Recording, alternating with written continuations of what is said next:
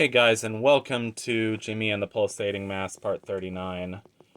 Today is January 17th, and here where I am in New York, temperatures are really plummeting. It's not as cold as the rest of the country, I know that, but like things have been down to 18 degrees.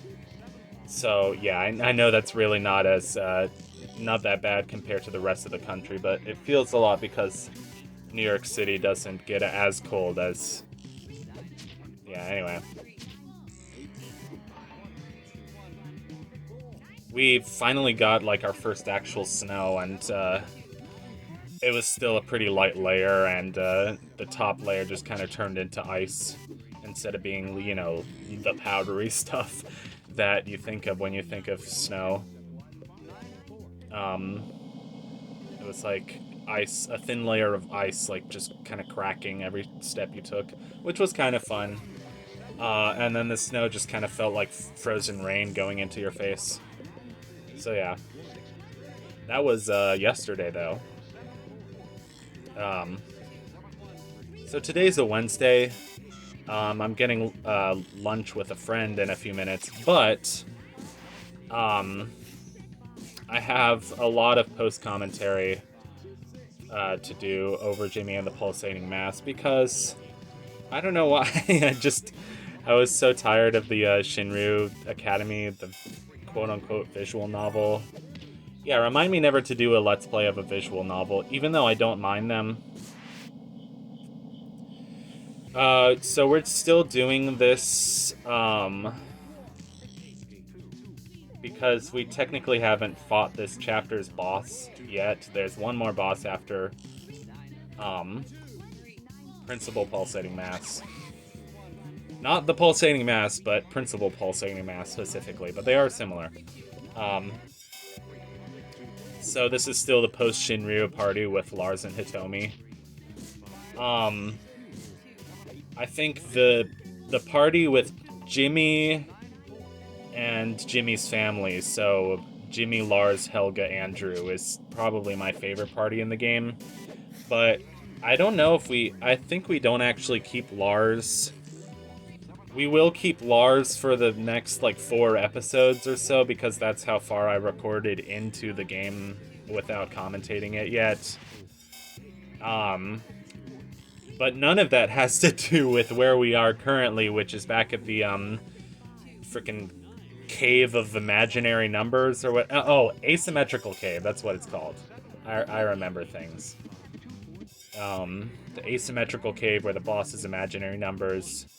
I kept thinking that this was a good as time as any to get this boss out of the way. This dungeon is still just as confusing.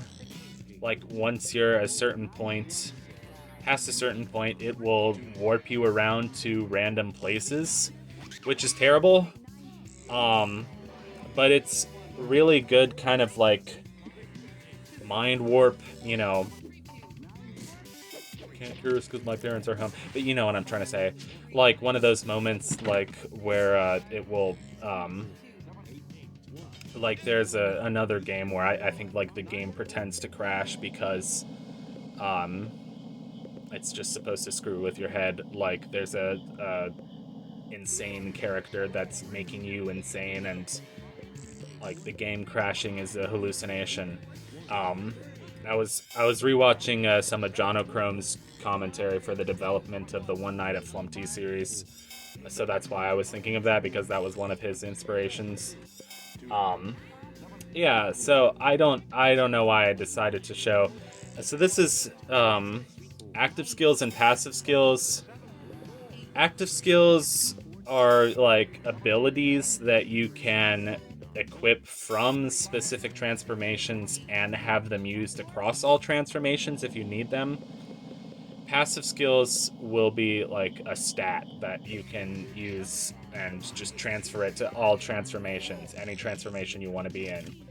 The ones that are stars work like that. I'm not sure how the ones that are just bullet pointed work, and I'm not sure what the point of having so many slots that are just simply bullet pointed is. Like, I don't know if those have any benefits also. So yeah, this computer, once you get to this computer, then you'll start being warped to random spots. I'm sure y'all remember this if you saw the earlier video of this dungeon. And I don't even know why I'm showing this. I'm showing this just in case you wanted to see me wandering around through this dungeon again and leveling up, fighting some of the same enemies, possibly seeing new enemies. Although I think we've seen all of these enemies. There's the Lumpagon, there's the Parallelocone. Yeah, Parallelocone. There's, I forget what the hell else. Oh yeah, the 138 gun I think you get after beating the boss. The boss is still really hard, but we'll get there when we get there. But I think I'm gonna try fighting it with the, with a more ideal party. So possibly just any party with Jimmy, Andrew, and Helga, and either Buck or Lars.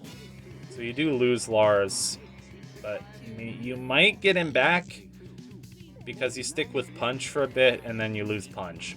But that's all massive spoilers. That's all massive spoilers, and I kind of regret saying it. So anyway, here's the biggest, like, mind screw of the dungeon is where it just randomly warps you back into Sacred Lantern, and then you fight regular Sacred Lantern enemies. The Burton, these enemies are still hilarious to me, like the scientific, like mathematical enemies. The balanced equation is one of my favorite enemies in the game. I mean, I did really enjoy chemistry class when I was in high school, and kind of algebra and calculus too. There is a secret that I don't think I showed the first time, and it's when you wander over here to where the Mr. Spider-Hand, Dr. Seuss, possibly also a cannibal, a very scary individual indeed. And instead of normal dialogue, there's just binary. It's kind of terrifying. In a very non-terrifying way, if that makes sense. But it's like when you have that nightmare, like when you're in a very safe, quote-unquote safe or familiar place, and then you try to speak to somebody you know, but then it isn't them, or like they're saying words that you don't understand. It's like that kind of feeling. I don't know.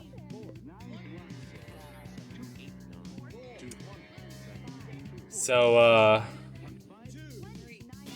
the Verbalaise situation. No, I'm kidding. I don't want to talk about. It just amuses me that I stay on, Instagram and YouTube or whatever just for, like, the drama is sort of interesting, but I don't make it my life. What was the other thing? Like, it's kind of like, I even forget how many months ago this was now, but like the Sniper Wolf Jax Films situation, like, it was an interesting situation. I feel bad for Jax Films, and I have even stronger, like, I guess, hatred for TikTokers or YouTubers who just literally watch other people's content and then make comments about it, and that makes them feel entitled enough to feel like, oh yeah, I can monetize my account because, oh, the brains. But yeah, oh, I can monetize that account because, I'm getting millions of views off of it. God, that's scary. Oh, that's so scary. Just, he's got his brains out. Just raw brains. He's like jiggling his brains around like Jello, man. So, yeah, speaking of AP Calculus in high school, which I somehow survived. No, I am sort of good at math, but there came to a point where, like, the last month or two of that class, I think I was totally lost. And I was taking 2 AP classes that semester. Well, what am I complaining about? I mean, I was taking 2 AP classes, doing college applications, doing extracurricular, like, extracurricular music, being part of my Bible talk, I don't think I've ever been as busy in my life as I was as a senior in high school. Sorry, my brain went kaput for a second there. Yay, undiagnosed stutter is coming back. It happens when I get a little bit anxious, or if my mouth is going faster than my brain can go. Or if I have too much caffeine and that raises my anxiety levels. Because I had to help my mom with something, basically help assist her with a lesson she was teaching this morning, and I wanted to be caffeinated. And I'm a little bit, I hate to admit, but I'm a little bit addicted to energy drinks. Just because, my caffeine tolerance has gone way up over the last couple of years. I think, to tell the truth, I think I've been using caffeine instead of an antidepressant just to regulate my mood, which I sort of think I should be on antidepressants.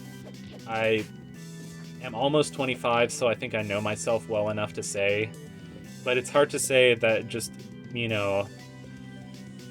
it might just be seasonal. It might just be because I am trying to live at home with my parents and I don't want to be at home with my parents. I mean, I'm going back to Baltimore this weekend because school is starting this weekend.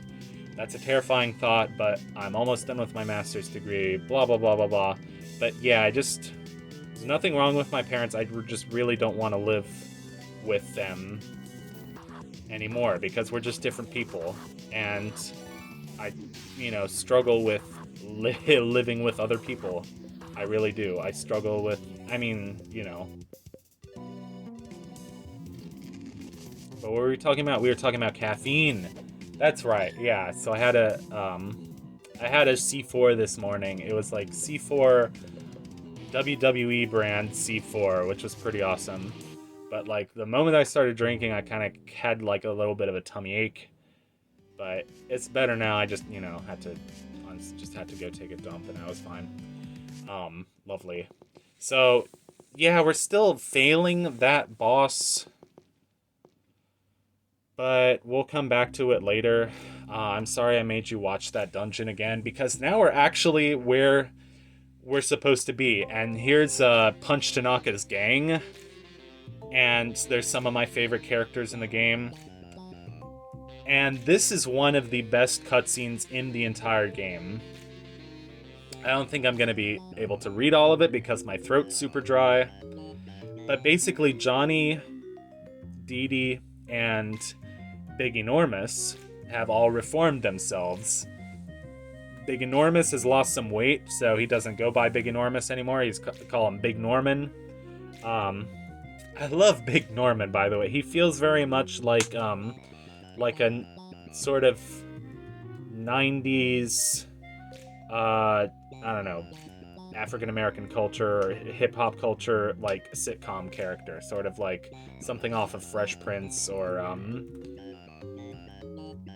I don't know what the other ones were from the 90s because I was born too late to experience the 90s. I was still a baby. Johnny Knives has become Johnny Katana. And Dee Dee, I don't know if she changed her name. But Johnny Katana is like a really cool character. A character name, rather. Like I would totally play a game. I think there is a game called Katana Zero. It's some kind of like platformer or Metroidvania or something. But no, Johnny Tanaka does not get his own game, unfortunately. Speaking of which, Casey Ozumi is making... I don't think it's a sequel to Jimmy and the Pulsating Mass, but they are making another big game. And the graphics, like, you can tell it's the same person who made Jimmy and the Pulsating Mass because the art style and the character designs. But the graphics are, like, a step up. Like, a step up from 8-bit to 16-bit, almost. But it's something about the earless god or the eyeless god. I think it's earless. Him to the earless god. Something crazy. And I'm so hyped because, like, I haven't played this is the only game by Casey that I've played, but this game is enough to convince me that Casey is a genius and one of the most talented and hardworking and unique video game developers out there. And I would literally throw money at this man or, person or individual for as long as they want to make games. I'm so excited. I might not have time to play, the other game because I still haven't beaten Sea of Stars, and I don't know if I'm going to beat Sea of Stars anytime this year. I'm only up to the. Remember last time I was like, oh, I can't remember what the things are called, like the bosses that you have to fight. But the 4 main bosses in Sea of Stars are Dwellers, the Dweller of Woe, the Dweller of something, etc., etc. And I think I'm almost up to the Dweller of Woe. I'm about like 6 or 7 hours into the game, and I'm almost up to the Dweller of Woe. So the first thing, it's gonna be a long game. Like, I'm expecting at least 40. But the thing is, I don't like RPGs. He says while recording a Jimmy and the Pulsating Mask video. And I think it's because, like, this game is more Earthbound style, and this game handles it well. And once you're a high enough level, also the green exclamation mark and the red exclamation mark is a genius system. I think that's also, you can't shake the trash can. It's very sad. You can't do anything else with the toilets. I kind of don't get the point of the bathrooms. I think they're a way to bypass the elevator if you just need to go down quickly, but chat time. It's so cold in here. It's like they keep the thermostat below freezing. I can see my breath. There's something unsettling about the atmosphere. I feel a dark presence enveloping the building. How are you able to detect stuff like that? I have fought shadow warriors all over the galaxy. They transmit energy waves. Over time, it's like there's a disturbance in the air. Oh, so is the temperature drop a sign of evil forces? No, I think their AC might just be broken. Is that Harry Potter? When, like, there's a certain type of, like, evil force, like, it was colder when it was... I remember reading some book where it's like, a coldness in the air was a sign of something. I'm gonna think of it later. Maybe. Book, movie, video game, I don't remember. But, Sea of Stars, the battle system reminds me almost of Paper Mario, except not. It has a lot of action-based timing, and if you don't know all the timing, you're kind of screwed. But Paper Mario, you're not so much screwed. It does make the game a lot harder if you don't know the timing, but you can kind of fake it without knowing all the timing if you just heal a lot. But Sea of Stars, my biggest gripe with it is that there's no way to run from battles. So if an enemy sprite, runs towards you and traps you in the battle sort of scenario, which is kind of like Chrono Trigger, and it could be that I'm just dumb and there's a way to run from battles and I don't realize it.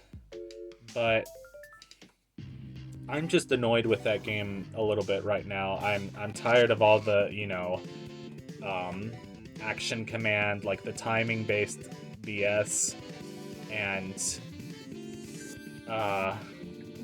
whoops, I used a magic attack and, yeah. Pulverizing Light is a physical attack. It shows the little sunshine, but it's a physical attack. You remember when I was confused about that? Like, there was another boss that was, like, deflecting magic attacks. It doesn't make any sense, because Pulverizing Light is a manual that you can equip, and you think, oh, manual. Manual is a magic thing that I can learn. It's a spell, right? I'm learning it from a manual and equipping it as a spell. You're right, it is a spell, but it works as a physical attack. So it's countered as a physical attack and not actually reflected by magic reflectors. Don't ask me why, but that's just how it is. I find that fascinating for whatever dumbass weird reason, you know. I like the cell phones in the background. It's like supposed to represent that we're in a city. I don't know why there are pigs on the wall, but here's a guy. Hello, I am one of the Yang siblings, the bald one. I don't think it's fair that I have to be the bald one. I still have lots of hair, it's just thinning. When I was a kid, I used to have long and luxurious hair. Now that my hair is thinning, my siblings make fun of me. I would call myself Nice Yang because I like to help people out, blah blah blah blah blah blah blah blah blah. This dialogue reminds me so much of